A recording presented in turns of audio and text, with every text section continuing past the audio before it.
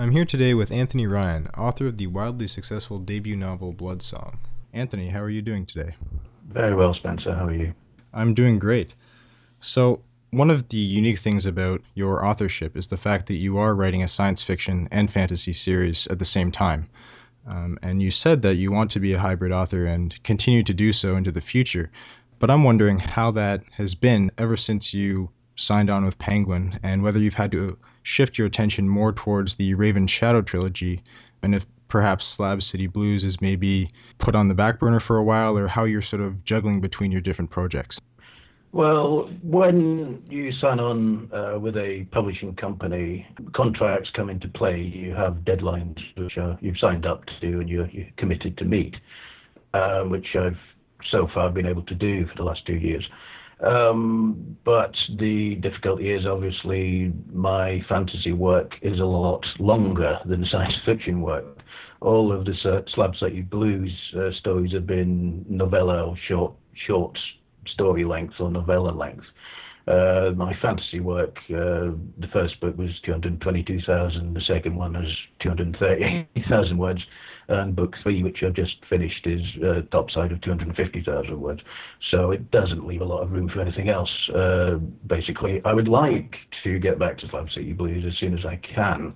I am itching to write the final installment in the series, which hopefully will be of novel length. I want to finish the whole thing with a full length novel, but it's really the question of time. Now I've pretty much finished the Raven Shadow series, which began with Blood Song. I've got to come up with another series, basically. Hopefully, I have a pretty good idea what it's going to be, but yeah, my priority has to be putting that together and pitching it, basically. Can you give us any hints or details about what this idea is? I'm sure a lot of fans are would be very excited to know what your next project would be. Hopefully, it's going to be another trilogy. I'm aiming to write shorter books within the trilogy. It made my life a lot simpler. But also, I want it to be fairly fast-paced, sort of 400-page length rather than the 600-page length which I'm doing at the moment. It will be a completely different world. It is a secondary world fantasy. I don't want to give too much away, but I will say one word, which is dragons. Oh, I mean, I feel like there's been an absence of dragons in fantasy literature recently, George Martin excluded, of course. So I think a lot of people will be very happy to hear that. Yeah, I like dragons. I mean, I had the no mythological beasties ruling Raven Shadow. There's no orcs. There's no dragons. No trolls or anything. I kind of want to see if we can come up with a new take on a fantasy trope like dragons. One of the main themes that I saw reading through some of your blog posts and past interviews was a passion for history. And Hmm. am I correct that you took a history degree while you were writing Blood Song and working a job? That's true. Yes, for various Mrs. Thatcher related reasons, I didn't get to go to university in my youth. So when I was in my late 20s, early 30s, we have in the UK we have the Open University, which enables anyone with any qualifications or no qualifications to do a full, a full degree. It could be in the arts or the sciences or whatever.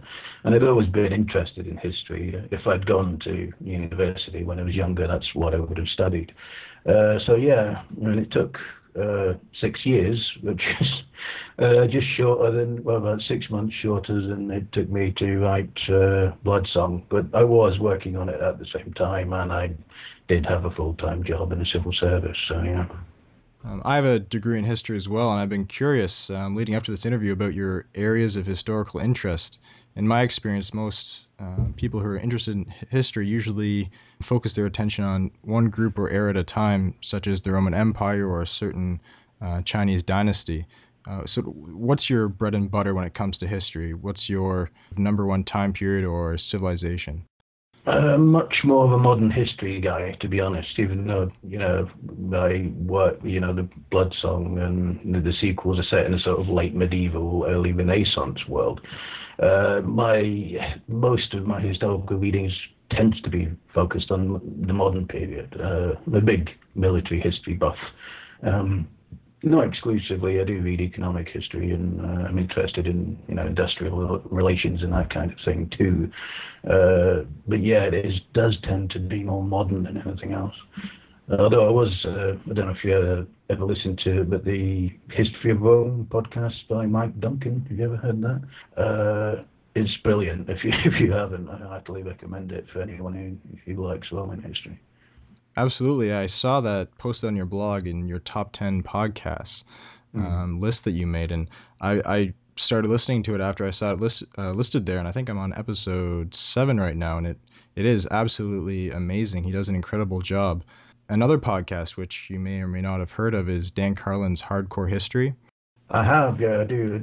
I only just discovered that, to be honest. I'm working my way through it. I really liked his history of the Mongols. I thought that was fantastic. So yeah, I'm certainly enjoying that at the moment. Oh, that's excellent.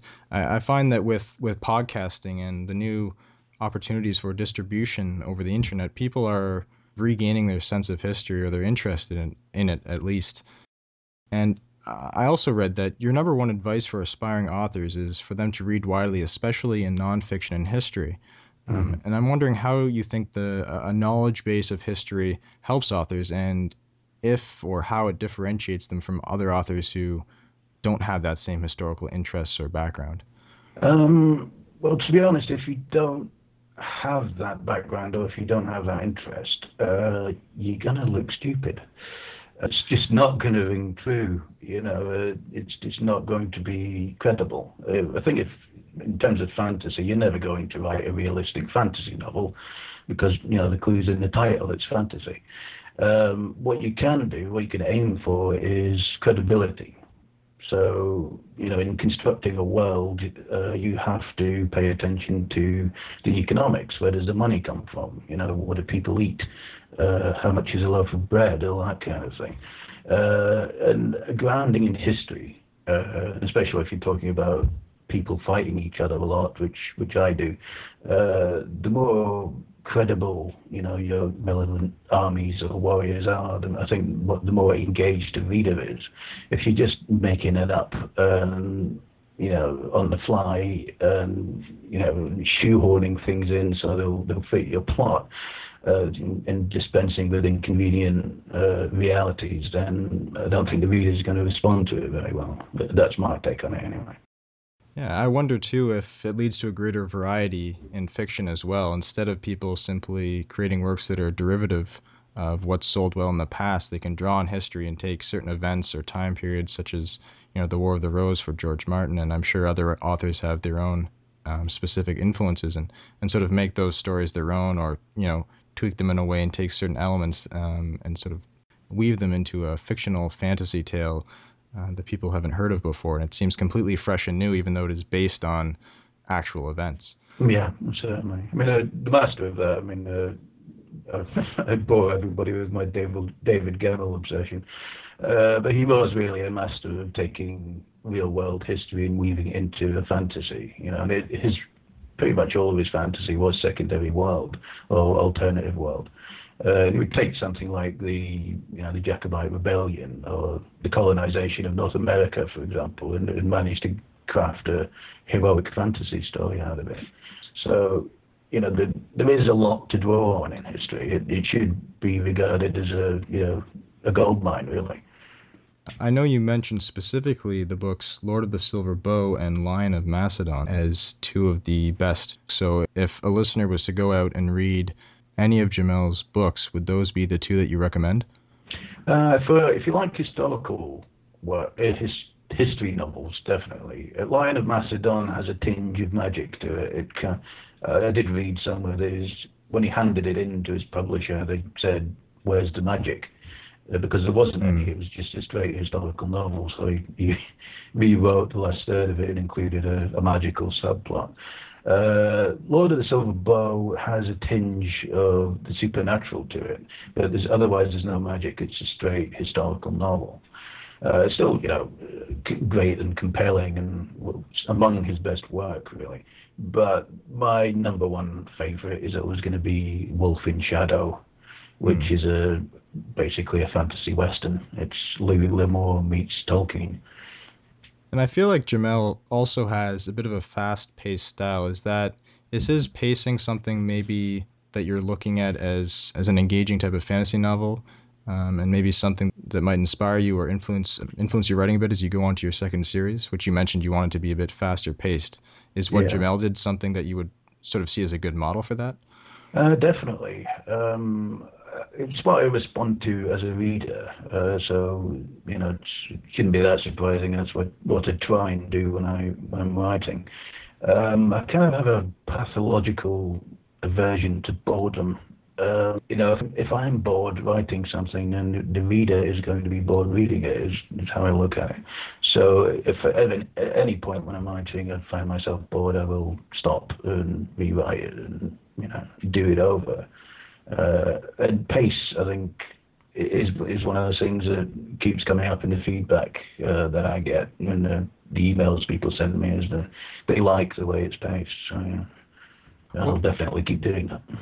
what was it like when Blood Song went from being, one of many self-published books to massively successful with I don't know how many reviews that it has. Was that something that I'm sure you didn't expect it to be that incredibly successful, but what was the experience like as you started to receive many emails from fans and glowing reviews and all of that attention? It was wonderful, really. I mean, it greatly exceeded my expectations.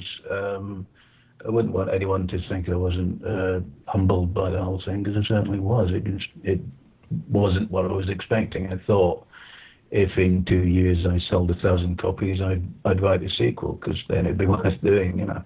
But it all happened a lot faster than anyone could have predicted, I think.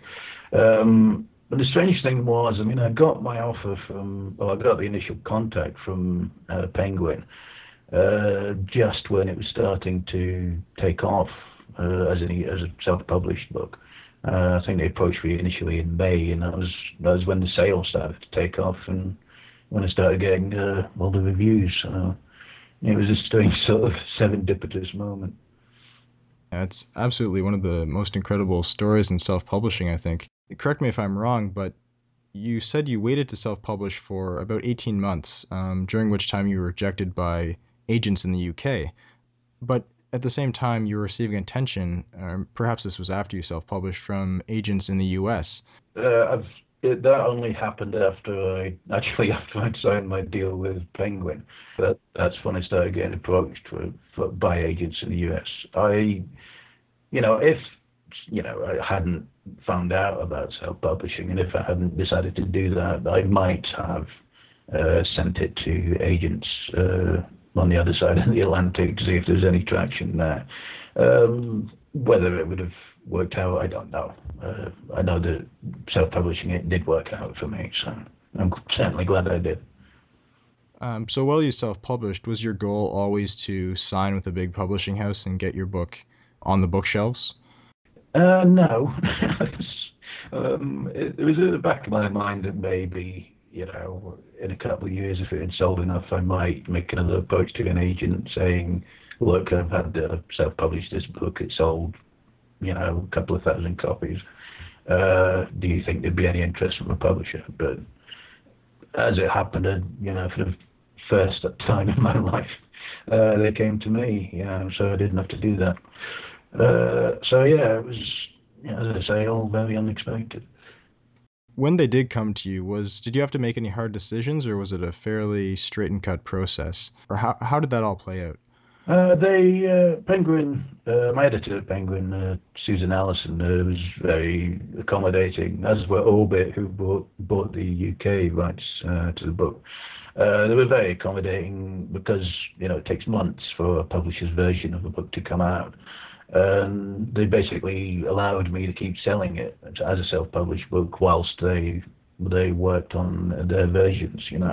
Because my biggest worry when once he got in touch was that I'd have to pull the book from Amazon and everywhere else in the meantime. But yeah, they were fine with me continuing to sell it. So yeah, that was a positive aspect of it. In terms of the writing side of things, how did that change once you signed with Penguin and you started having deadlines and I assume began working with an editor? And I think that's also when you quit your day job. Is that right? Actually, I wrote book two, Tower Lord, out next July, folks. I wrote that whilst I still had my job. I was writing full time, but it was exhausting. It took 6 months of 2,000 words a day, and and I was commuting back and forth to work and everything, and it was just it was too much. And once I think it was the when the news came in that the deal that the Orbit had signed to sell the book in the UK, that's when I thought it was time. I finally took the plunge and went full time. And are you working with one of Penguin's editors now? I assume you are. And has that been a good process for you, or was it a stark contrast from being completely on your own?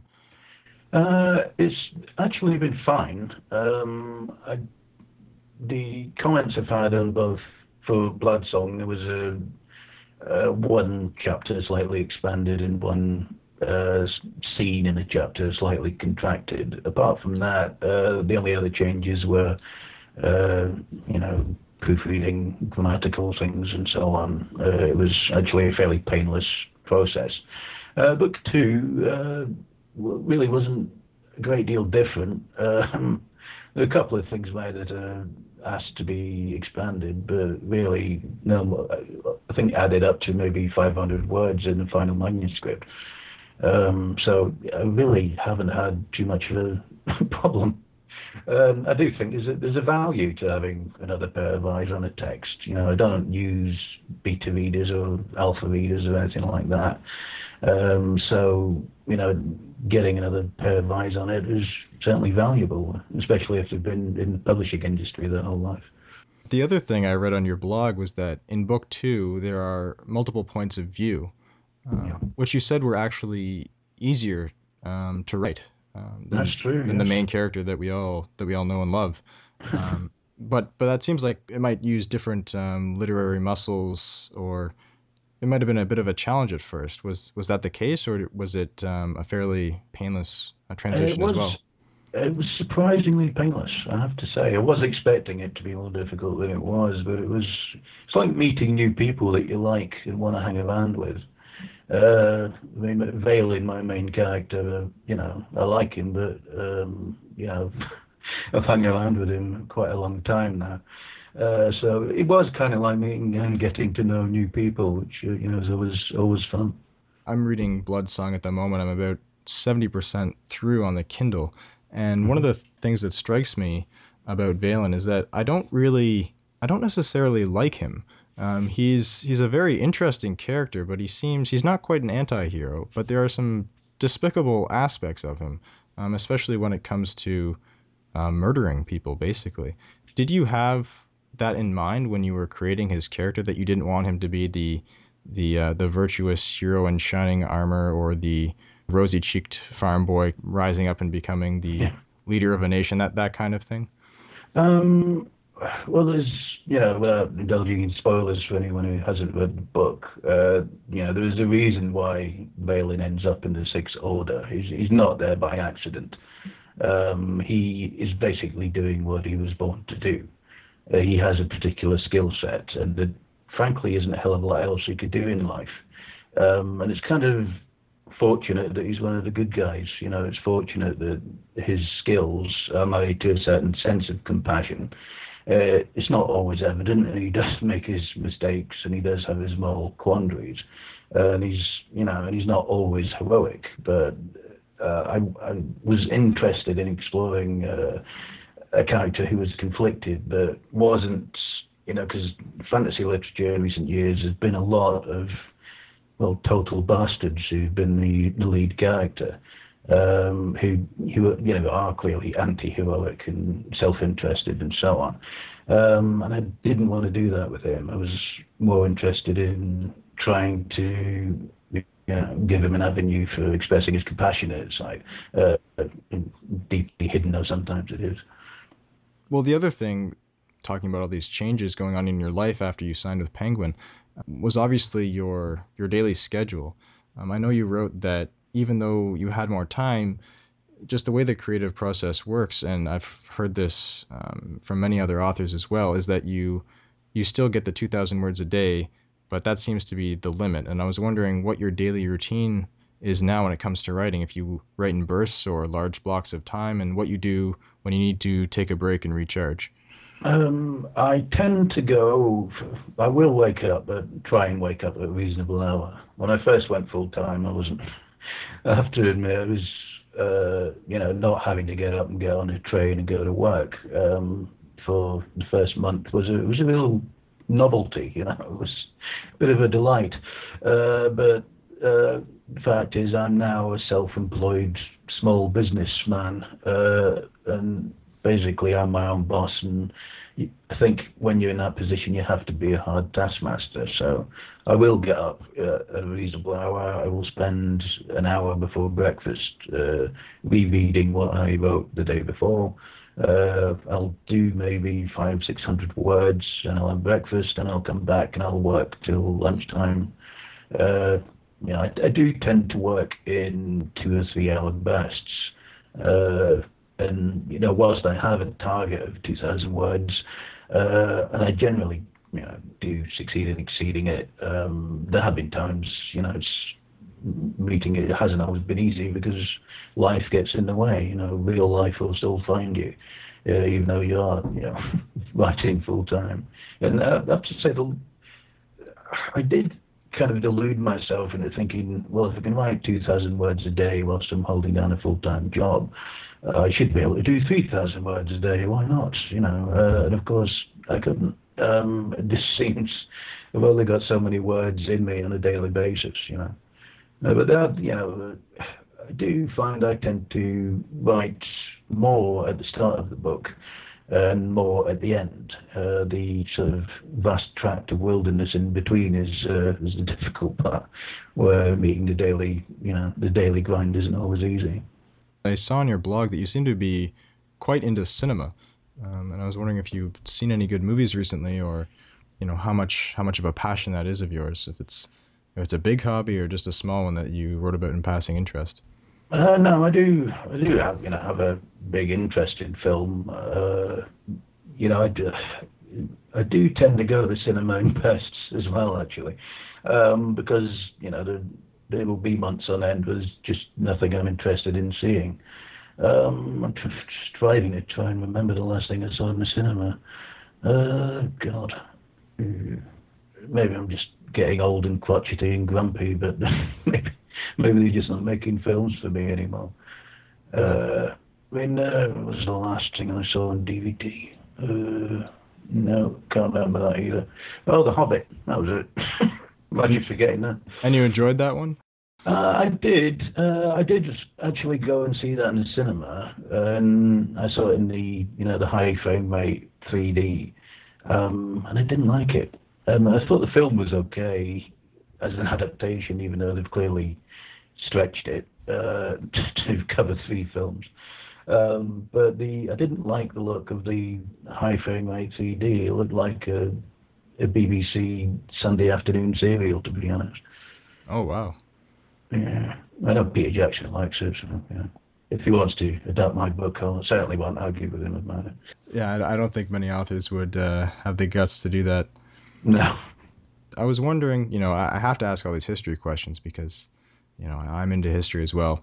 And I, Hmm. I think about this fantasy often myself. So I'm wondering if Visa called you tomorrow and said that they would pay for any dream trip, which historical sites or venues would you visit? Which ones make the top of your list?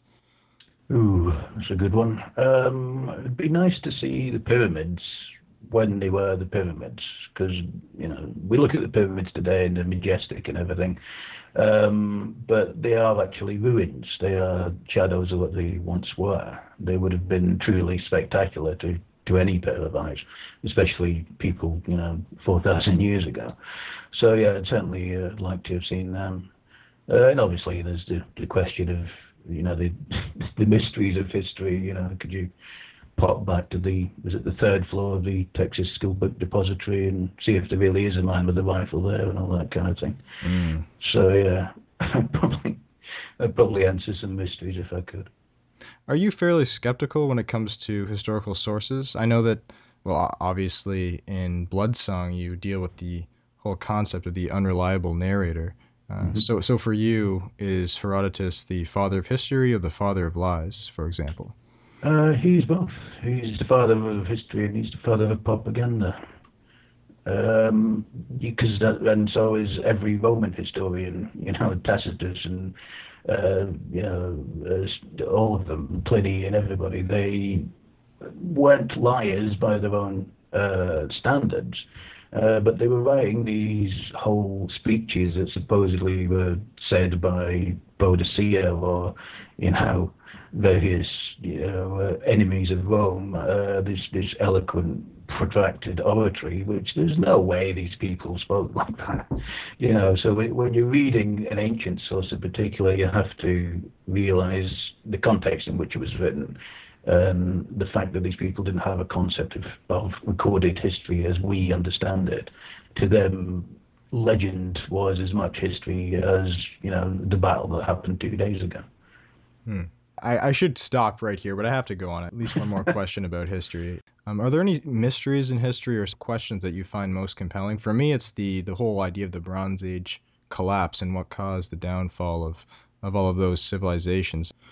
I think the collapse of Rome, even though it's been extensively studied, um, you, I still think there's a lot to be looked at there. I mean, why did it happen? They lasted so long, but the collapse wasn't really a collapse. It was this protracted sort of dissolution. But I think there's questions to be asked about how did they actually manage it to take an empire as powerful as that and fail to keep it going so spectacularly. Well, that's certainly one that has captured many people's interest as well. This has been a very interesting interview. I think a lot of fans will now have a better sense of who you are, Anthony Ryan, as a person as well as an author. And I wanted to see if at the very end I could tease out of you any hints about book two, things that fans on Fantasy Faction can anticipate, without giving Well, away any big spoilers, of yeah. course. I will say that everything changes. Book one was kind of an exercise in creating the sandbox, if you like. Book two is basically kicking it over, and many bad things happen. And it will be coming out in July of next year. It will, yes. Okay, well, thank you very much for the time. I hope you have an excellent day in London. What's the weather like over there? Living in Canada, I always think of London as this very rainy, somewhat dreary place. The weather is changeable. We have eclectic weather. Hmm. But yes, if you came over for a week, you could bet at least one day it'll be raining. Well, thank you very much, Anthony. Thank you, Spencer.